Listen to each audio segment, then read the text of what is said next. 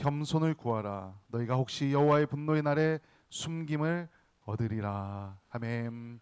할렐루야. 아멘. 하나님께서 오늘도 우리와 함께 하시며 은혜를 부어주시고 축복해 주십니다. 아멘. 오늘 본문은 중요한 세 가지 메시지를 우리에게 전달합니다. 우리 한번 좀 보면서 PPT 넘겨주세요. 첫 번째로 모든 인생은 여호와를 찾아야 한다. 두 번째로 하나님의 백성은 겸손해야 한다. 세 번째로 하나님의 백성은 공의의 삶을 구현해야 한다. 이 세 가지 메시지를 전달하고 있다는 겁니다. 여호와를 찾는 삶은 스마냐 전체의 핵심 메시지이기도 합니다. 우리가 보통은 부유함을 추구합니다. 명예나 권력을 갖고 싶어 하기도 하고, 혹은 자아성취, 내가 원하는 것들, 하고 싶은 것들을 하기 위해서 또 살아갑니다. 또 부모들은 자녀들이 잘 되고 성공하기를 기대하고 바랍니다.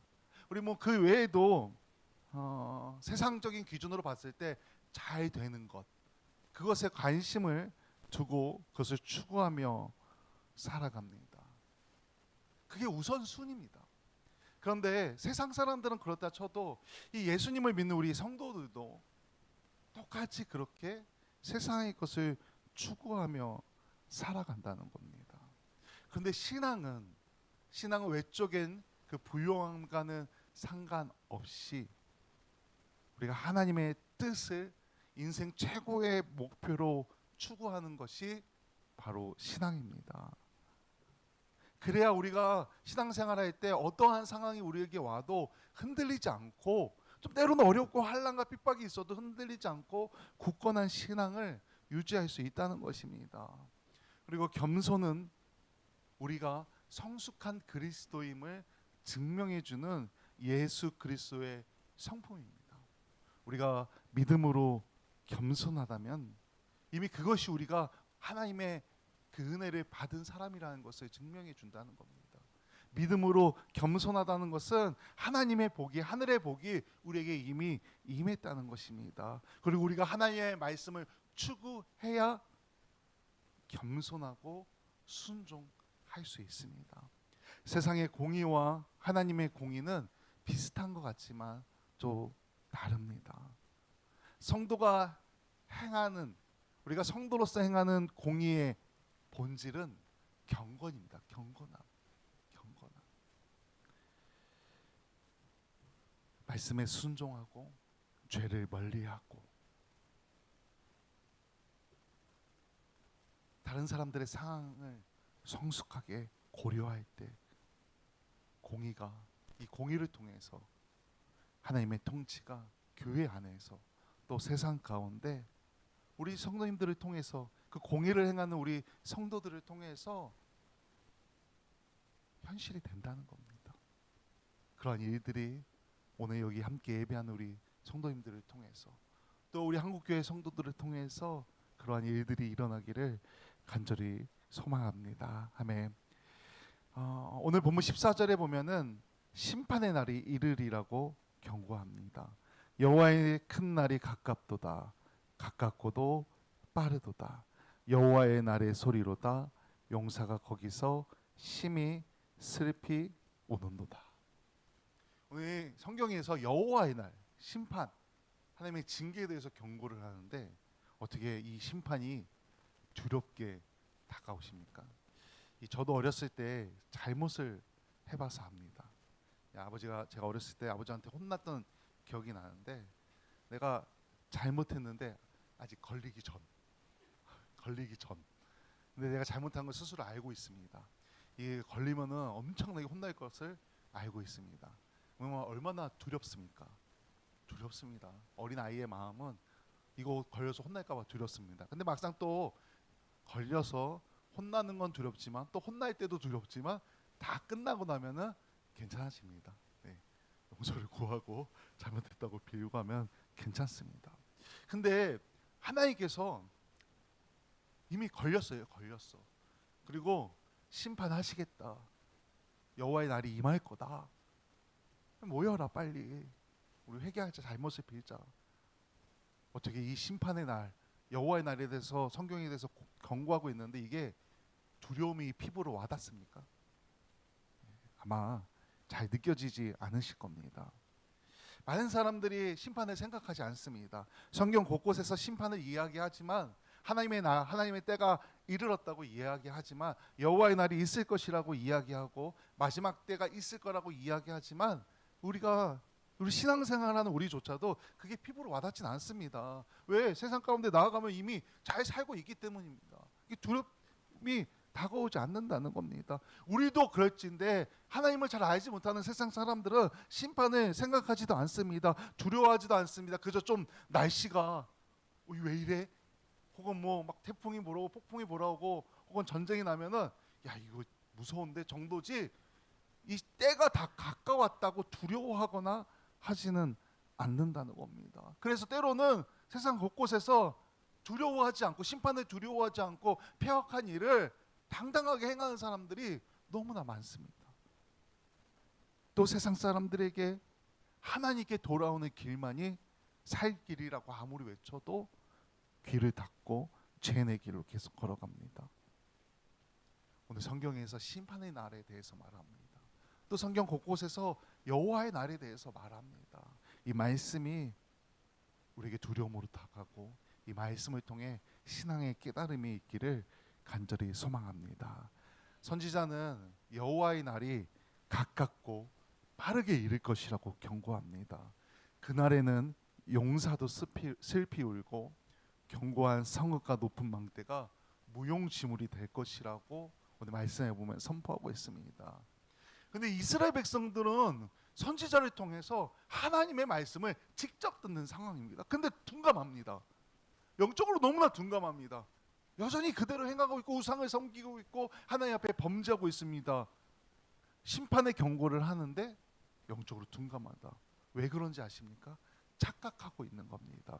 선지자가 하고 말하고 있는 심판의 날, 여호와의 날은 우리를 향한 말씀이 아니라 우리의 대적들을 향한 말씀이라고 착각하고 있는 겁니다. 그날이 임하면은 우리가 아니라 우리의 대적들이 무너지고 슬피 울 것이라고 선지자의 말을 오해하고 있는 겁니다. 자기네들은 지금 잘하고 있다. 오해하고 착각하고 있다는 겁니다. 하지만 선지자가 말한 그 여호와의 날은 그날은 주님께서 이스라엘 백성들에게 분노하시는 날입니다.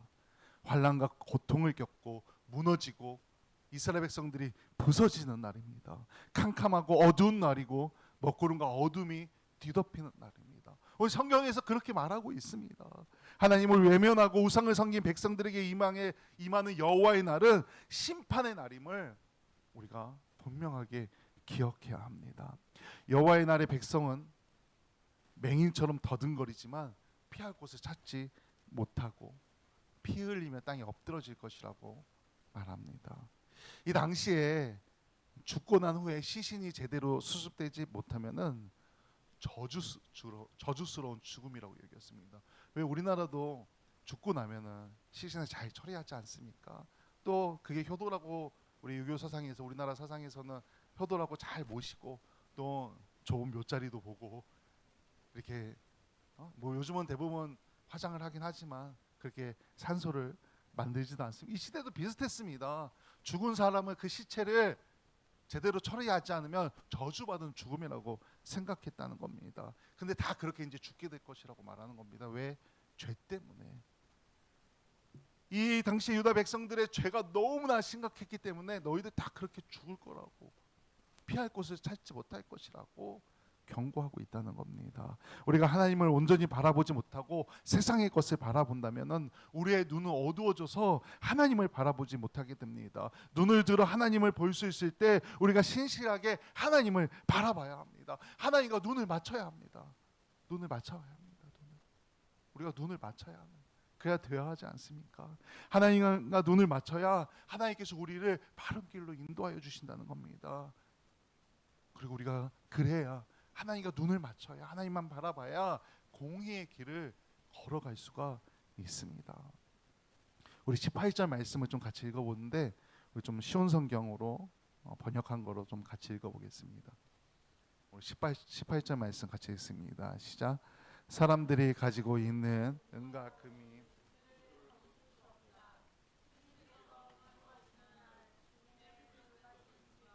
온 땅을 활활 태울 것이다. 땅에 사는 모든 사람들 눈 깜짝할 사이에 없애실 것이다. 아멘. 여기 질투라는 단어가 나옵니다. 이 질투는 하나님의 안타깝고 애절한 마음을 표현한 겁니다. 백성들이 재물을 더 귀하게 여긴 겁니다. 그 재물로 우상을 섬기는 겁니다. 제 말은 재물을 멀리하라는 소리가 아닙니다. 우리 지난 몇 주 전에도 얘기했지만 뭐니 해도 머니가 최고 아닙니까? 돈 많으면 좋습니다. 나쁘진 않습니다. 우리를 편리하게 해주고 많은 것을 행할 수 있습니다. 그런데 그 재물의 마음이 빼앗긴 겁니다. 재물이 많으면은 재물의 마음을 빼앗길 수 있습니다. 성도가 하나님께 집중해야 되는데 재물에 집중하게 된다는 겁니다. 그러면 하나님과 우리의 사이는 단절되고 맙니다. 재물의 마음이 가는 순간 우리 성도는 더 이상 하나님을 의지할 수 없습니다. 성도는 하나님과 재물을 겸하여 섬길 수 없습니다. 누가복음 16장 13절 말씀을 우리 좀 같이 읽어보겠습니다. 같이 읽습니다. 시작. 집 하인이 두 주인을 섬길 수 없나니 혹 이를 미워하고 저를 사랑하거나 혹 이를 중히 여기고 저를 경히 여길 것임이니라. 너희는 하나님과 재물을 겸하여 섬길 수 없느니라. 하나님을 사랑하냐 재물을 사랑하냐, 하나님께서 질투하신다는 겁니다. 화가 나시고 안타까워하시고, 그래서 여호와의 날이 경고합니다. 물론 오늘 성경은 지금 이 구절은 재물에 대해 얘기하지만 이미 이 백성들은 우상을 섬기고 있었습니다. 그런데 우상뿐만 아니라 재물에 마음을 두고 우상까지 섬기고 있다는 겁니다. 그 재물이 우상이 되어버리는 겁니다. 우리 또한 마찬가지입니다. 여기 나와서 예배 드리고 있지만 세상의 것에 중점을 두고 살아간다면은 하나님께서 질투하신다는 겁니다. 그리고 하나님과 우리는 단절됩니다. 이 찬양, 여기서 찬양한다고 그 찬양이 하나님께 드려지겠습니까? 우리가 기도한다고 그 기도의 음성이 하나님께 들려지겠습니까? 우리가 여기서 예배한다고 하나님께서 우리의 예배를 받아주시겠습니까? 이 사실을 분명하게 인정하고 오직 하나님께만 집중하는, 하나님만 바라는 우리 성도님들 되시길 간절히 소망합니다. 선지자는 유다 백성을 이렇게 칭합니다. 수치를 모르는 백성. 그리고 그들을 향해서 진노의 날이, 여호와의 날이 임하기 전에 모이라고 외칩니다. 모여서 우리 함께 기도하자, 예배하자, 신앙을 회복하자라고 이야기하고 있는 겁니다. 수치를 모른다는 것은 그냥 무지하고 관심도 없고 열정도 없다는 겁니다. 여호와의 날이 가까웠음에도 감시조차 없음을 강력하게 지적하고 있는 겁니다. 이 경고의 말씀이 우리에게 다가와야 됩니다. 우리는 어떻습니까? 우리 둘 중에 어느 쪽이 더 퍼센테이지가 기울어져 있나 한번 우리 PPT 넘겨주세요. 어디 우리 한번 퍼센테이지를, 이게 0대 100이어야 되는데 몇 프로 가 있나 우리 한번 속으로, 대답을 하지 마시고 속으로, 나는 세상을 위한 것을 위한 열정은 몇 프로인지, 하나님을 향한 열정은 몇 프로인지 한번 속으로 몇 대 몇 한번 해보십시오. 우리가 하나님께서 우리를 부르시는 음성을 듣기 위해서는 이게 하나님을 향한 열정이 100이 돼야 합니다.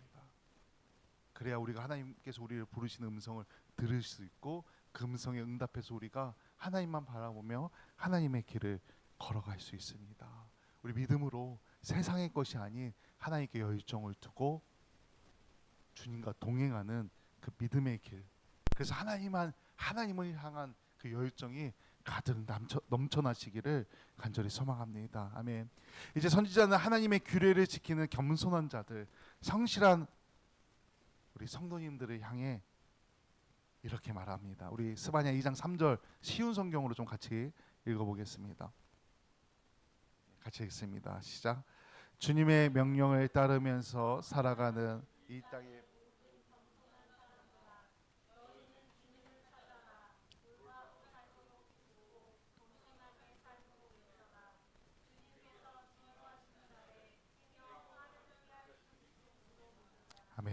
이렇게 말해요. 주님의 명령을 따르면서 살아가는 이 땅의 모든 우리 세수만교회 성도들아, 우리 겸손하게 살아가는 우리 성도님들, 주님을 찾고 올바로 살도록 힘쓰고 겸손하게 살도록 애쓰십시오.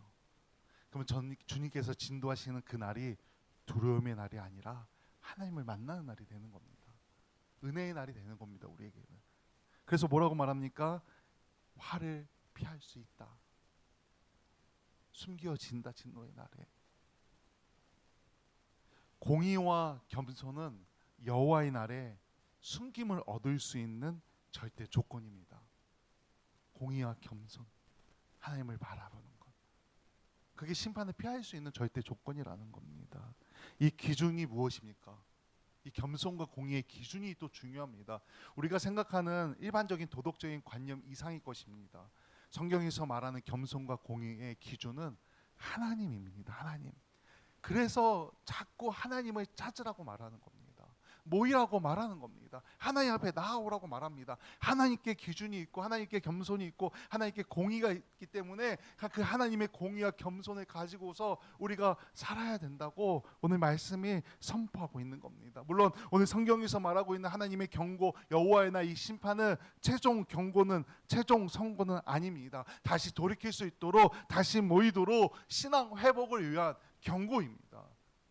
경고입니다. 그러니까 우리 경고는 이 경고의 경각심을 받아들이고 하지 말아야 될 것은 하지 않고 행해야 될 것은 행해야 한다는 것입니다. 하나님께서는 우리 너무나 사랑하십니다. 그래서 우리가 통회하고 자복하고 회개하기를 기다리시는 겁니다. 빨리 돌아와. 내 심판 내리긴 내리는데 숨을 곳을 만들어 놨으니까, 피할 곳을 만들어 놨으니까 빨리 모여. 빨리 와. 선지자를 통해 계속 말하고 있는 겁니다. 우리를 향해서도 계속 말하고 있는 겁니다. 그곳으로 나와 열정으로 하나님만 바라보기를, 하나님을 찾으시길, 하나님의 공의와 그 겸손함으로 무장하시길 간절히 소망합니다. 하나님께서 선포하신 심판이 하나님께서 주신 약속을 철회한다는 말은 아닙니다. 우리에게 주신 분명한 언약의 말씀이 있습니다. 그 언약 안에 심판도 약속의 일부입니다. 약속을 이루시는 가정입니다. 그래서 사랑으로 선지자를 통해 미리 심판을 경고하시는 겁니다. 그냥 갑자기 심판하실 수도 있습니다. 도적같이 그냥 나타나는 겁니다. 언제 일어날지 모르지만 갑자기 일어날 수 있지만 너무나 사랑하니까 경고의 말씀을 주고 있는 겁니다. 모이라고, 돌아오라고 부르고 있는 겁니다. 그래서 우리가 모여 끊임없이 기도해야 합니다. 모여 찬양하고 예배해야 됩니다. 그래야 하나님의 징계가 두려움이 아니라 은혜가 됩니다. 하나님만 바라고 하나님만 의지하며 겸손과 공의를 행하는 신실한 우리 성도님들이 되셔서 하나님께서 주신, 세상의 것이 아닌 하나님께서 주시는 그 참된 은혜와 복이, 그 하늘의 복이 넘쳐나시길 주님의 이름으로